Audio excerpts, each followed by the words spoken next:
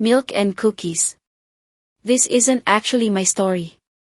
It was related to me, a while ago, by an elderly gentleman that frequented a convenience store I worked at.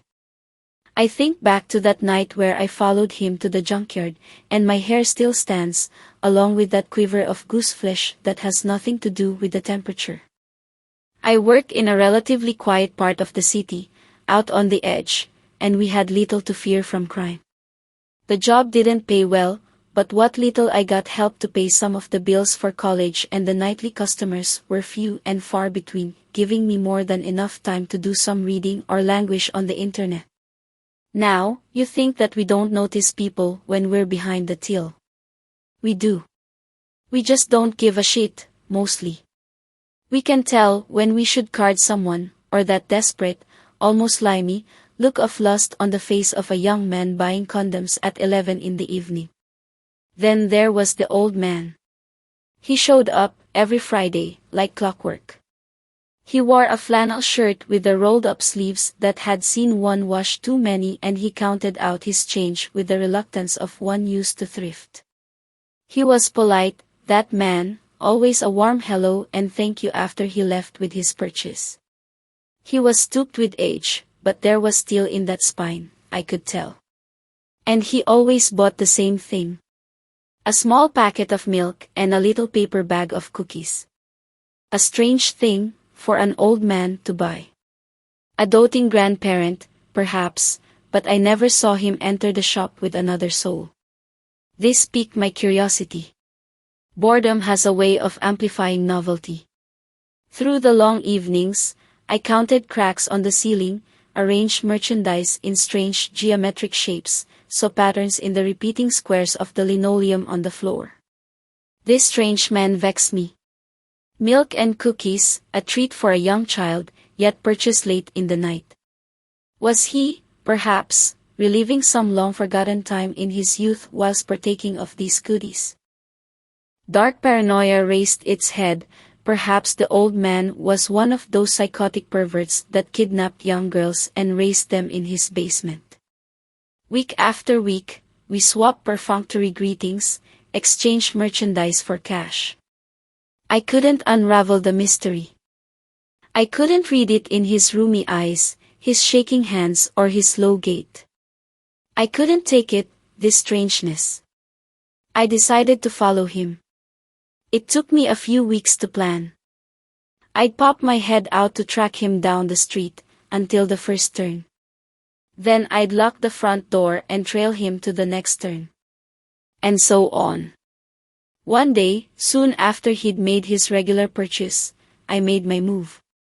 Quickly locking up, I followed him at a distance, never too close, never more than a block away.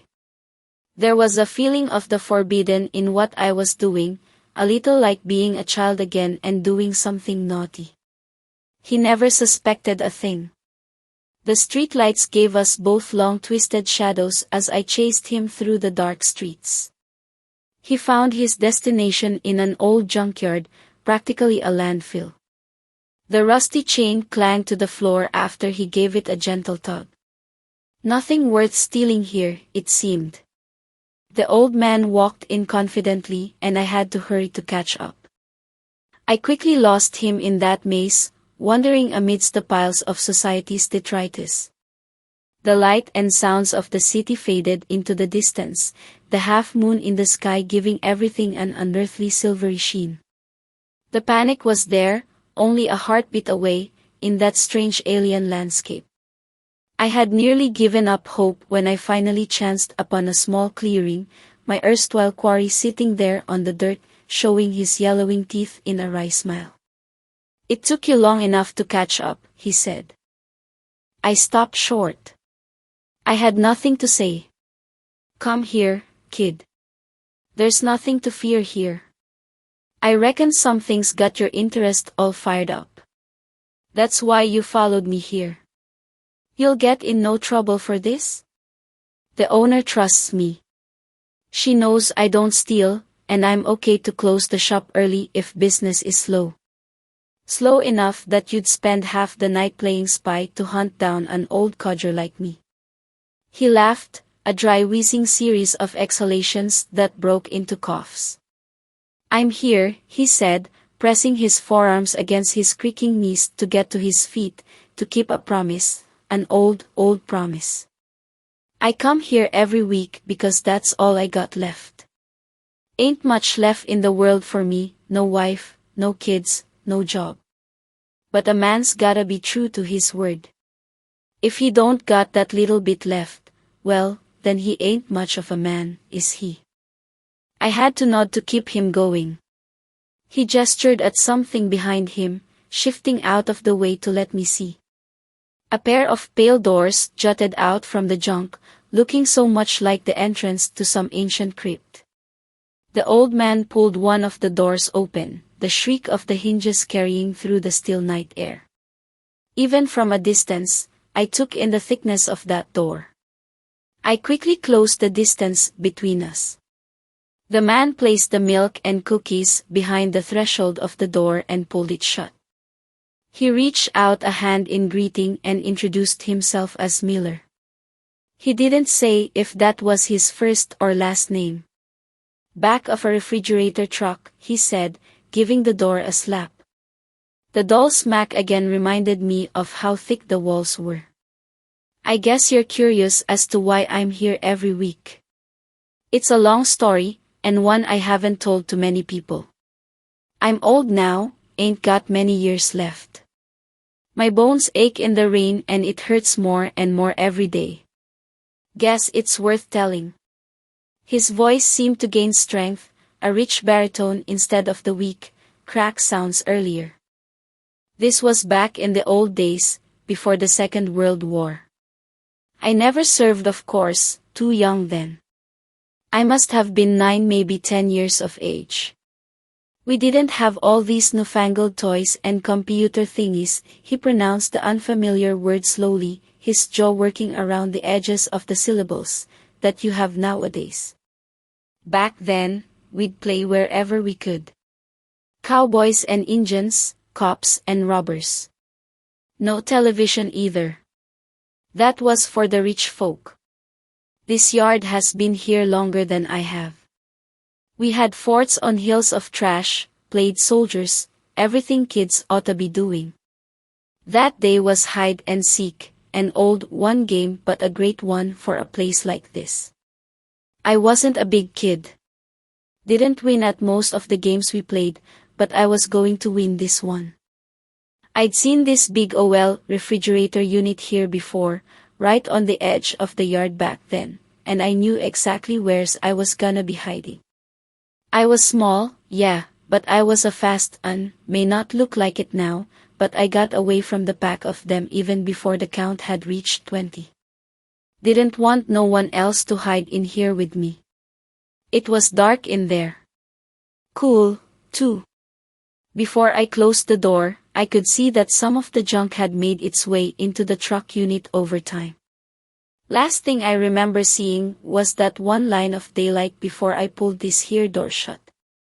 At first, there was nothing but the sound of my breathing, bouncing off the walls. I imagined that I would always win at hide and seek from then on. I counted breaths and heartbeats till I got bored. Then I realized that there wasn't a handle on the inside. I could see his hand starting to shake as he remembered that old fear. He clenched his fists to stop the shakes, and when the balled fists themselves started quivering, he put his hands in his pockets. It took me a while to realize the game was over. I'd been in the dark for a long time. Too long. I threw my entire weight at the door. I hit the walls till my hands were bloody. I screamed till my throat hurt. His Adam's apple bobbed up and down as he swallowed at the memory. Then I sat to wait. I must have fallen asleep. How can you tell if you're asleep when you're all alone in the darkness? You can't, boy. You can't. I got thirsty first. Then hungry. It's the only way I knew time was passing. I felt the hope go out like the sun setting. I yelled in that dark place. I called out to God, but he didn't answer. I would have called out to Nick himself, if I had dared. I cried. For hours there in the dark I cried, the sound bouncing off of those thick walls, till the air was filled with the sound of tears and sobs. I thought I was going to die. You ever been close to death, boy? No, sir. I shook my head. He fixed his eyes on mine, those almost cloudy eyes, suddenly sharper. No, you haven't. I can tell, when a man's look death in the eyes. He just ain't the same after that. It was a trick of the echo, I thought at first, but I swore there was another person crying in there with me. It sounded a little higher, a little further away than my own voice. This was it, I told myself. I'd been in the dark so long that I was going batshit crazy. I counted to 5 and held my breath, and still the crying continued. I was rapt. The man was looking at me, but not looking at me. The dreamy half-focus of his eyes told me he was seeing something else, something far away. I called out in the dark. At first there was no answer but that quiet sobbing. It was another child, but not a boy. A little girl. There was enough light before I shut the door to know I was alone in there. I was panicking a second before, but now I felt a creeping fear. The crying started up again. I backed myself into the corner next to the door. You ever seen a mouse in a cage trap, when it tries to get away from you? Yeah, like that. The crying didn't get any closer. I figured I was dead there anyway, nobody was coming to get me, so I called out again. The crying stopped. There in the dark, the little girl answered. She sounded like she was about my age as well. She told me her name was Helen. A pretty name, even then. She'd been stuck there in the dark for a long time. She tried calling for help once, but no one came. She got really hungry, then she wasn't so hungry no more. She'd given up on calling for help, on seeing her family, of ever having another friend. The walls, she said, were too thick for any sound to escape, and nobody would ever know that I was in there. Nobody'd ever found her. One good thing, at least she wouldn't have to be lonely anymore, since she had me. I heard her shifting there in the dark and she held my hand. Her hand was small, and it was cold, like she'd put it in the freezer for a few minutes, but it was all I had, and I squeezed it with all my strength. I dreamt that there were voices outside, calling my name. I wasn't sure about it, until I squeezed my ear to the corner of the door. The lining must have been rotted with age, because I could still hear something from outside. If I could hear them, maybe they could hear me.